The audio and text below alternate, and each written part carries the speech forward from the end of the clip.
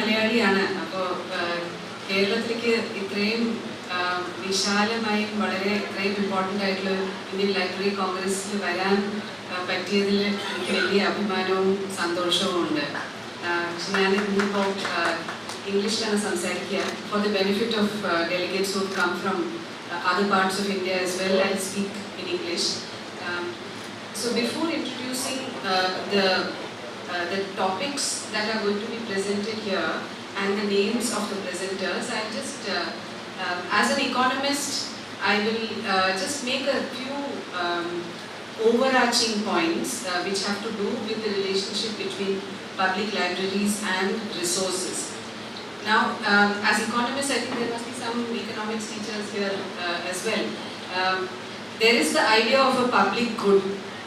A public good is considered something that is different from a private good.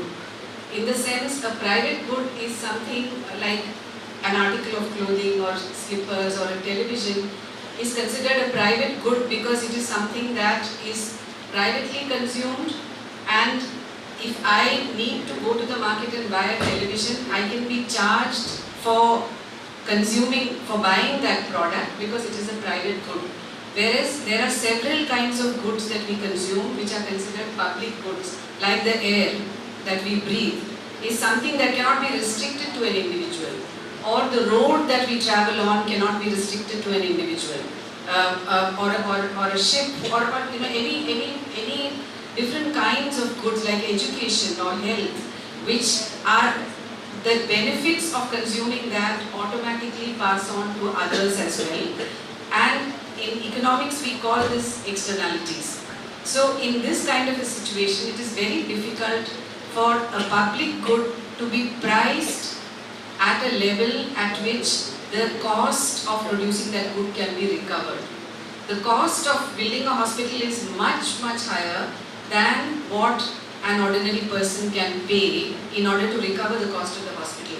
So the reason why public goods need to be funded publicly is because of the nature of the good itself. So even in a neoliberal world where everything has a price to it, money can be charged for everything, certain kinds of goods are still considered public goods and therefore need to be funded publicly. And education is one such public good. The benefits of a family member getting educated accrues not only to that family member but to everybody in the family. Similarly, a mother having good nutrition is something that is not only good for her health but for the health of the generations that she produces as well. So this is a very simple logic why something like a library should be public. That there should be no fee for entering a library. A library needs to be produced and the facilities need to be provided completely out of public funds. Now, however expensive it is, the state in one way or the other has to bear the expenses for maintaining a public library, a library system generally, and therefore public libraries come into existence. A second logic for it is that the library is not just a place where we go to read books. Today we don't even properly read so many books. We will go there to look at the internet and to find digital sources. But the library also historically, and especially in a place like Kerala, has played a very important role in being a social place. In a place where people come together to exchange views, people are able to come together outside of their class, caste, religious identities, can actually open up their minds, and again therefore the advantage of having a library goes much beyond just the physical act of reading a book. So therefore, for all these different reasons, it is very essential that libraries be publicly funded, and that is what we are discussing in this session. Very quickly, I'll just mention some statistics. In 2018, and that's as late as 2018, a study that was conducted by some scholars from the Indian Institute of Human Settlements in Bangalore found that there are no official documents in the government of India or in any government institution, there were no official documents for the total per capita expenditure on libraries in India. That means for the whole population, what at an all India level, what is the per capita expenditure on libraries? If libraries are considered a very important good which people need to consume, like food or like housing, what is the amount of money that the government is spending per capita on libraries? That information was not available. So these researchers from Indian Institute of Human Settlements actually did a study, and they found that the very large sum of 7 paisa is actually spent per capita in India on libraries.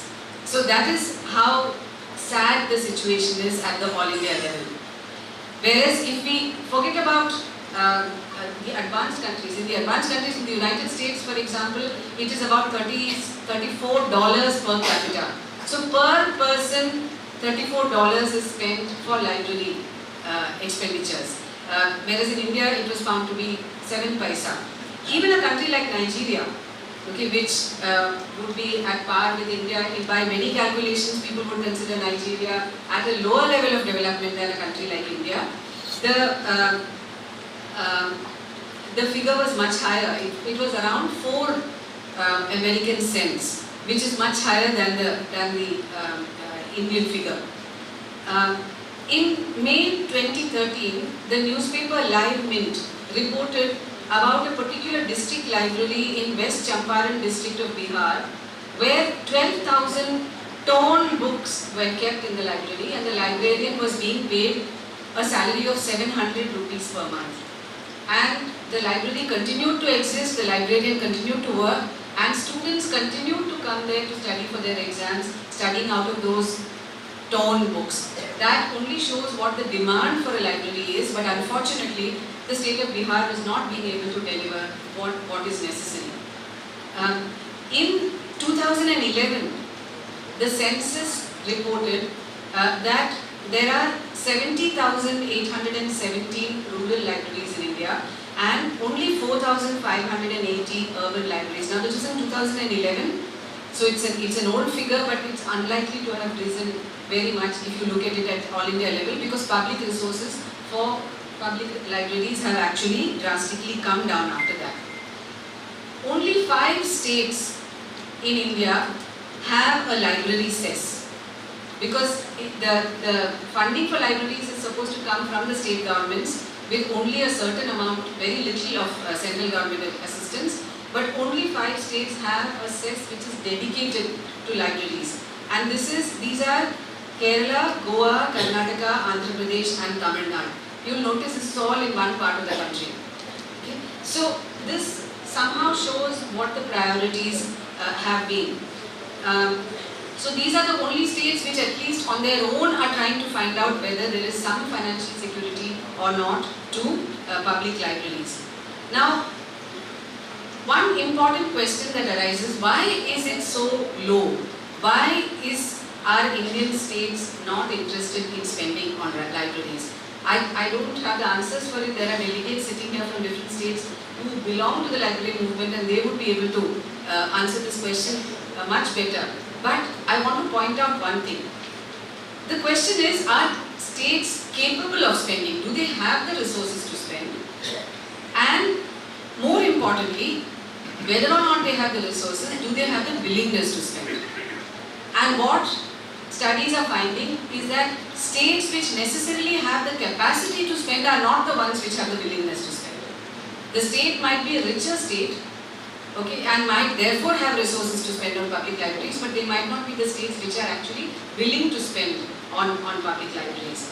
So, Kerala, Tamil Nadu, Karnataka have had higher levels of public library development, but very little central government assistance.